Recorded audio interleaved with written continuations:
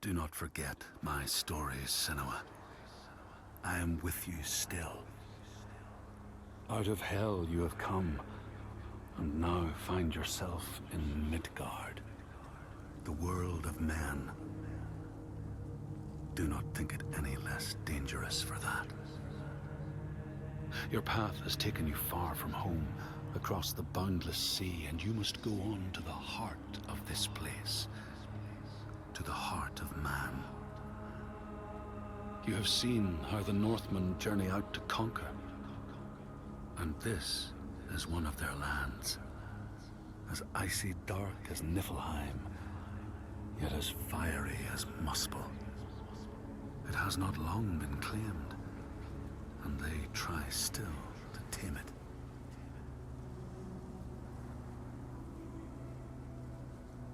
The Skald's verse speaks of a man called Grettir the Strong. A strange and bloody life he led. And it happened in this land you have come to. Listen to his story, Senua, for it may in some small way illuminate your own.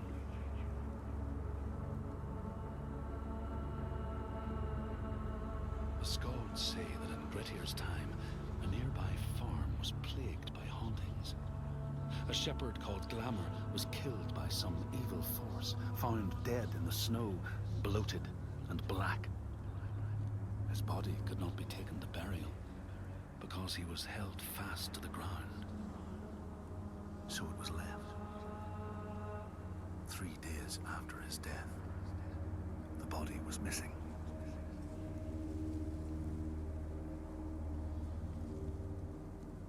The Skalds tell how the revenant Glamour roamed the settlements, terrifying all those who lived there.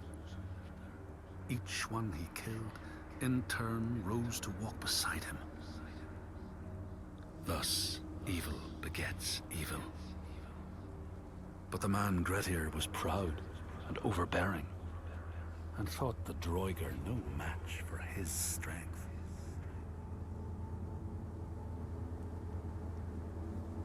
The Skalds say that Grettir fought and killed the Droiger Glamour, but not before Glamour had cursed him.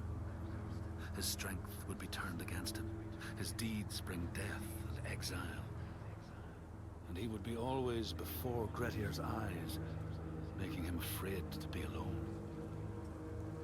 He saw all sorts of phantoms wherever he looked, and thus people who see things that aren't there are said to have Glamour's eyes.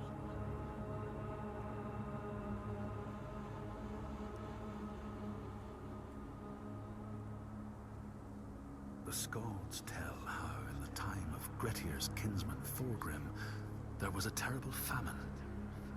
No crops could be grown, and the fish fled the nets. It lasted years, and the people were desperate. There was no respite even in spring, since terrible gales from the north would rise up and set in for weeks. This is a cold and unforgiving land, Senua.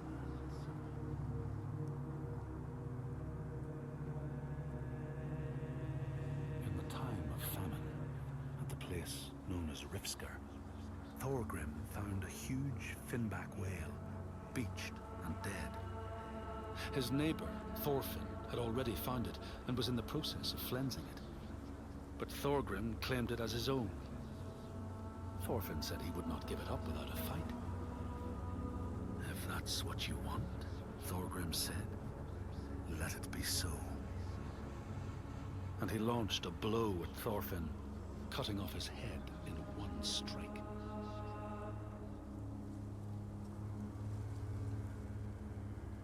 The Skalds say that the neighbors fought, armed only with the knives and axes they had brought to cut up the whale, even picking out the whale ribs to beat down their enemies.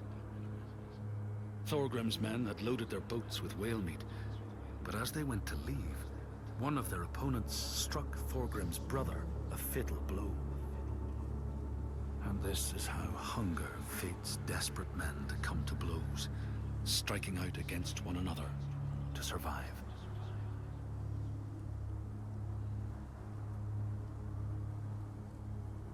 Skalds speak of the time Grettir, traveling with some others, ran into rough weather and docked their boat on an island. They had not brought fire with them, and the merchants complained bitterly. Seeing a great fire blazing on the other side of the strait, Grettir said he would swim over to fetch it. He took off his clothes and struck out across the water, wearing nothing but a cloak.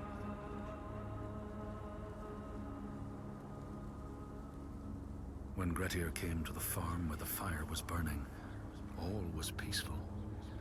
By the time he reached them, his cloak was frozen stiff, and he looked like nothing more than some huge troll. The frightened farmhands struck out at him with the first things to hand, the burning logs from the fire. Grettir fought them off and got the fire he sought. But the sparks from the logs spread fire all over the house, and nobody survived the blaze.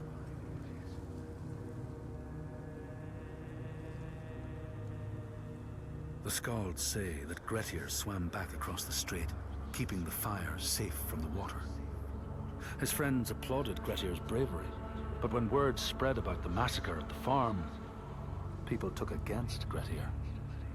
Nobody wanted anything to do with him, and when the news reached the Althing in the summer, Grettir was pronounced an outlaw. All doors would hence be shut to him.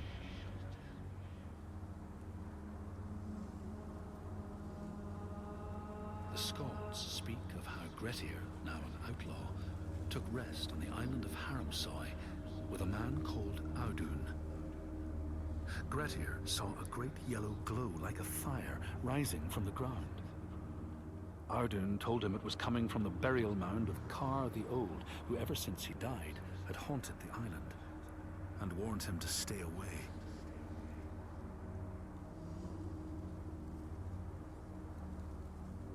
The Skalds say Grettir wanted the sword that was buried in Kar's howe, and would not be deterred from seeking it. He broke the mound open and started digging until he reached the timber props. By this time it was night. Audun warned him again not to continue, but Grettir threw down a rope and went inside the mound. No light penetrated it, and it reeked of death. But he persisted in exploring.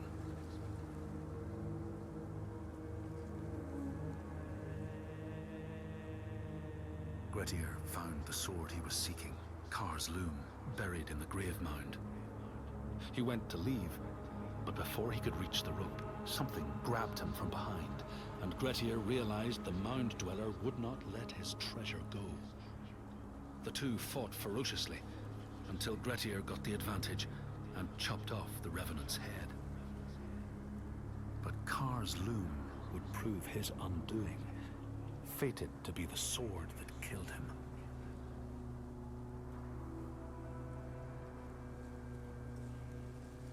The Skald's verse tells how Grettir made many enemies with his proud and overbearing nature. Always quick to anger, his strength and fighting prowess meant that even the most trivial of quarrels met a fatal end. The kinsmen of those he killed or maimed were angry, and because he was an outlaw, no one was allowed to help him.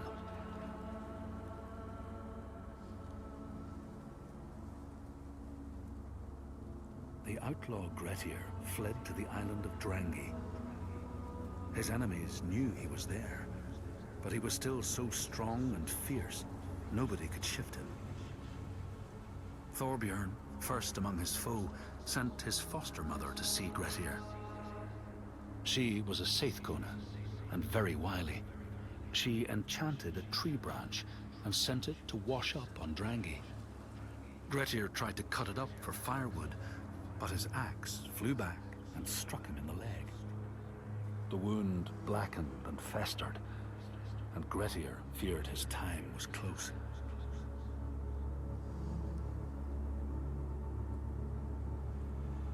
The Skalds say Grettir, wounded by Seithr, was now so weak it was possible for his enemies to defeat him. Under cover of night, Thorbjorn and his men attacked his shelter. They tried to disarm him, but he clung so firmly to his sword, Kar's loom, that they had to cut off his arm to get it free. Then they used his sword to cut off his head, and the land's mightiest outlaw was dead.